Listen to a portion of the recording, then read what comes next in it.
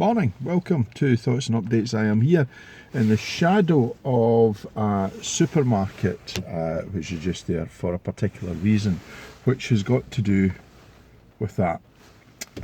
Bananas, because this is the first time that I have recorded one of these after we have symbolically left the European Union. Symbolically because we've got 11 months of a negotiating period in order to define what kind of trade deal we have, what kind of rules and regulations the European Union are going to insist upon in order for us to trade without any barriers. And bananas were symbolically a few years ago one of the things that Brexiteers had used as an example of the lunacy of European regulation, because at one point there would appear to have been a directive that came from Brussels that said that all bananas needed to be straight. And what happened at that point was they got a victory in terms of a point that they could prove that the European Union was nuts, that we were stupid in following all the rules, because the rules were in essence stupid. And one of the things that's happened over the last 2 or 3 days is there's lots of video clips being put up, Stacey and Tracy being one of them, of people who don't understand what they voted for. They have got no idea what it is that they have got back. And it's very easy to find these clips in order to make a fool of these people. And I find it a bit unfortunate and a bit disconcerting, because there was a genuine reason that people voted to leave the European Union. And that genuine reason is based upon the fact that they were told things that they believed in that were too good to be true. And there's a reason for that. But there's also a xenophobic, we want to take the Britain back that existed before 47 years ago we went into the European Union, and that was when our bananas could be bendy, and we're going to have bendy bananas again, and we're going to have all of the things that we should have had for the last 47 years. And what we're going to lose, and there's also a second reason why I'm in the shadow of a supermarket, is we're going to lose a lot of the advances potentially that we had. And one of the things that you see in some of these videos is people going on about the laws are coming back. Somebody who said about we're going to get the human rights laws back and all the rest of it. It was Europe that gave us them. It was our membership of a larger group of countries as a massive solid grouping that suggested that in order for things to be fair for workers, particularly workers in low paid jobs like supermarket workers, that we needed to sign up to something that gave them rights, gave them dignity, gave them the opportunity to be part of a bigger group of dignified shop workers. And that protection is not going to be lost because it's been won, and we won't stand for it. But we are going to be in a place where the workers of the United Kingdom are going to have less opportunity to band with other workers in order to demonstrate the idiocy of what may come next. Because now we're on that pathway, the next 11 months, to become an independent sovereign state, even though we've never been anything less than that in the United Kingdom. And what is going to happen is we're going to find ourselves having to negotiate all the great things that the Conservative government has told us that we're going to get. And if we don't get it, well, here's the thing. The vast majority of people in the United Kingdom thought we were going to vote to stay in Europe. We didn't. When Boris Johnson was allowed to call the election in December, we thought there was a very good possibility that it was going to be a minority government at best and a hung parliament at worst. It wasn't.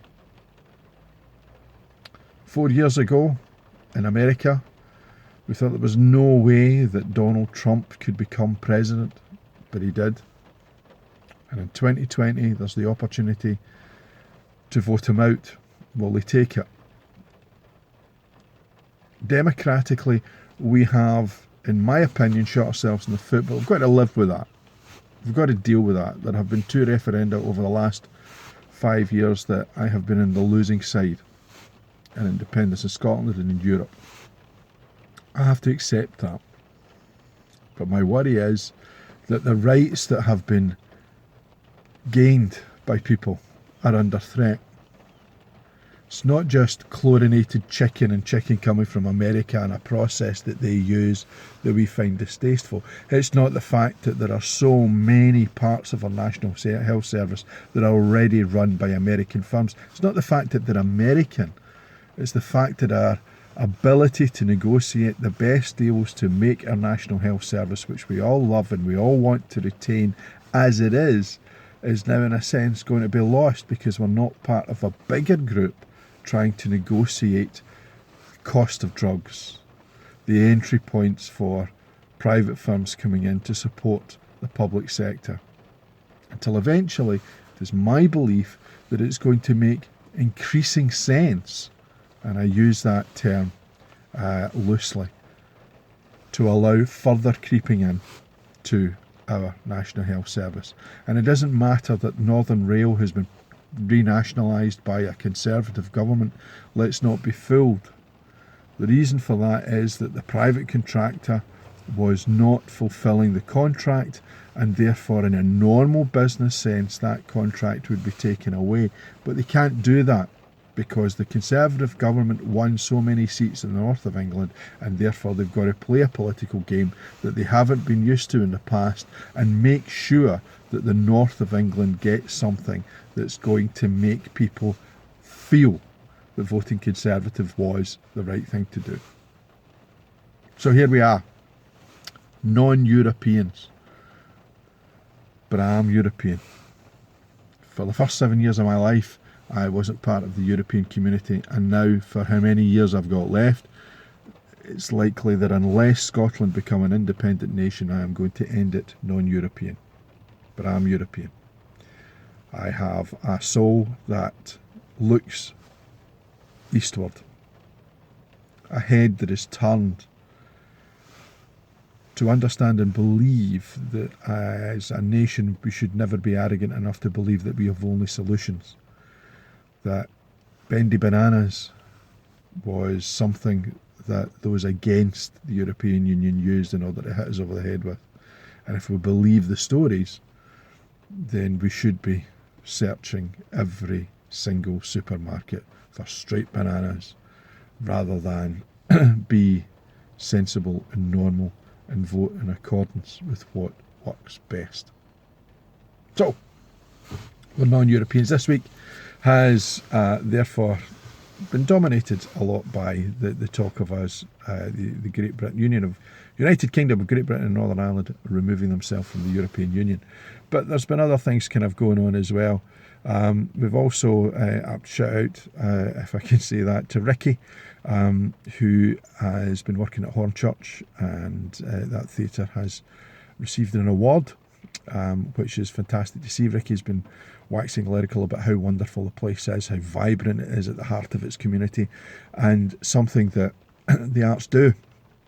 And one of the things that I've seen this week, if you follow my Twitter feed, you will see a connection that you can click on to see my review of Adrift, Citizens Young Theatre Company. And I also did an audio interview with the writer Katrina McNichol. Bumped into an old friend of mine, writer David Ireland, when I was at the performance, whose wife was the movement director and choreographer there. So, and he and I were very much impressed by it. I was blown away.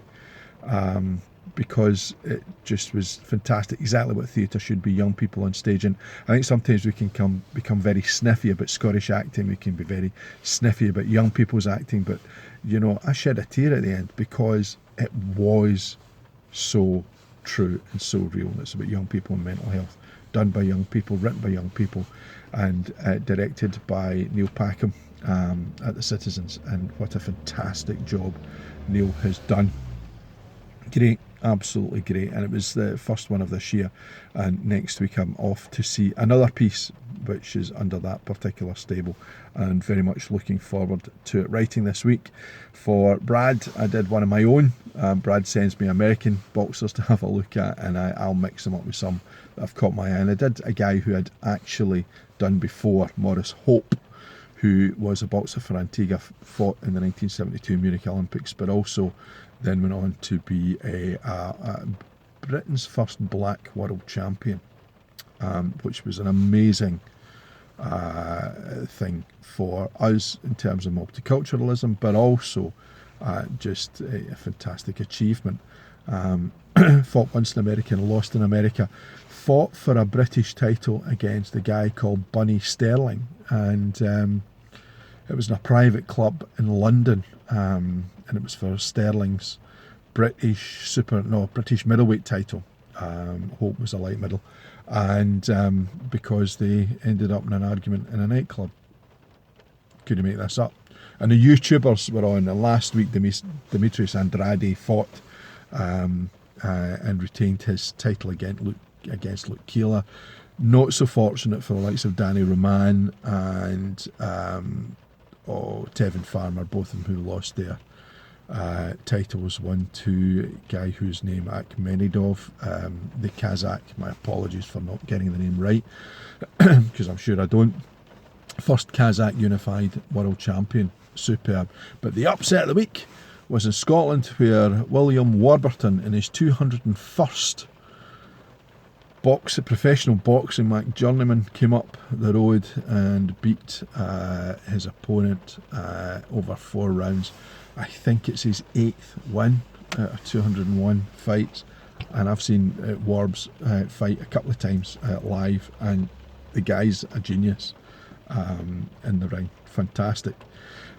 Also, in terms of sport this week, we had Ayr United on BBC Scotland on Friday night playing Partick Thistle at Firhill. BBC Scotland have made a massive difference, I think, to the coverage of Scottish football. Seeing things like championship games is just superb.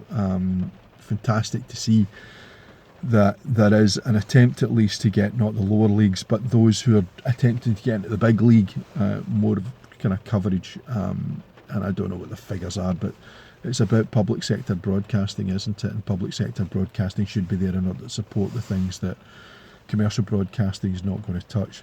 And that, excuse me, is exactly why the BBC is vital to broadcasting in the United Kingdom. We may disagree with some of the bias, and certainly when Nicola Sturgeon broadcast and tweeted that picture of Scotland Loves Europe and a light left on Friday night, it didn't make the BBC news, but you know what? It made everybody's inbox who follow that type of politics on Twitter, and I think it probably had a greater coverage because of that. Also, it's the end of the window for transfers, and big news all over the place really, but it was a quiet window down south, a better window in Scotland, and it's less and less, I think, important for clubs below Rangers, Celtic, Aberdeen, Hearts, Hibs. But Canberra's move from Hibs to Rangers just goes to show how fickle both fans and stars are. And of course there's a little bit of that in the game on Friday night, because Ian McCall left Ayr United to go to Partick Thistle, and he's had a kind of up and down time of it. He hasn't won a game in 7, and now there is pressure on him, and had he stayed at Ayr United, I could guarantee that with the squad that he had, there was every possibility he was going to be yet again a hero. So it is a big gamble for him moving to Partick Thistle. I hope the gamble pays off, because he's a decent enough human being, and I wouldn't want anybody to get the sack. But there we have it. And Scottish Football Supporters Association, not what happening this week. But one of the things which is interesting is that Colin Weir, who was the guy who died recently, who was the man who won the huge lottery win and pumped money into Partick Thistle, buying it to be given to the fans. He became the Scottish Football Supporters Association Fan of the Year, voted for by fans of all clubs. So, first, thoughts and updates for 2020, where we're outside the European Union, and or nominally at least, and from the shadow of a car park, I've gone back. I should be thinking perhaps more about getting back to those graves. Until next week, bye for now.